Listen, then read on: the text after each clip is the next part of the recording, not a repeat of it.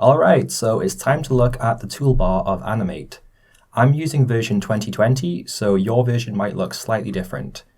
So for whatever reason, if you don't have the toolbar enabled, you can go to Window, and then there's the toolbar there which you can enable.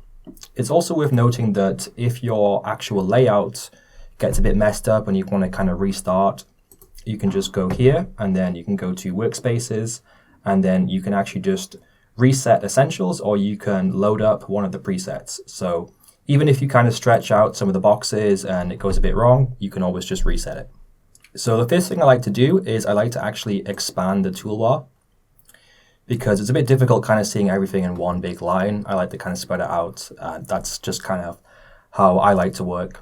And what you'll find is if you've used Animate or indeed Flash for quite a while, you may see that on quick glance, some of these tools that you might have used aren't actually there at the moment. So the first thing you need to do is you need to customize your actual toolbar to the way that you like it. So to customize the toolbar, you need to go down to this button here, and it will bring out a selection of tools that you can see right here that aren't in the toolbar yet, but they can be inserted. So for example, I like to use the gradient transform tool quite a lot. So when I first started using Animate in this version, I was kind of wondering where it was.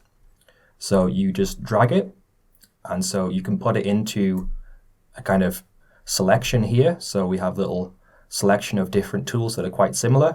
For anyone who's used Flash for quite a while, you'll know that this typically goes into this collection here. So I like to just slot that into that collection. What you can also do is you can make your own collections. So for example, I can take the paintbrush tool here and I can add it in to here. And it's worth noting that you can pretty much move anything around to anywhere. What's even better is you can actually make your own sections. So if you have a particular section you might want to put at the top or in the middle or somewhere that's kind of easier to get to, you can kind of add a breaker here, like a partition. So for instance, I can add partition here. So I guess you probably wouldn't want to have a partition just for one tool, but you could have a selection of tools at the top, for example, that you kind of get used to using. And as well as all of this, the tools still work as usual. They have the hotkeys that you typically find in them. What you can do is you can go to Edit, and then you can go to Keyboard Shortcuts as always. So you can go ahead and actually change the keyboard shortcuts of the hotkeys if you would like. My advice is probably just keeping them default for most of them, unless you use a tool that maybe doesn't have a great hotkey quite a lot.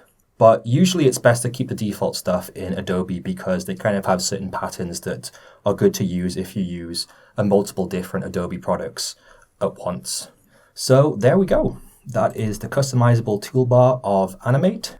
I hope you found this tutorial useful. As always, if you liked the video, please leave a like, subscribe if you'd like, and also please let me know in the comment section if there are any videos you'd like to see, and I'll be happy to look into them.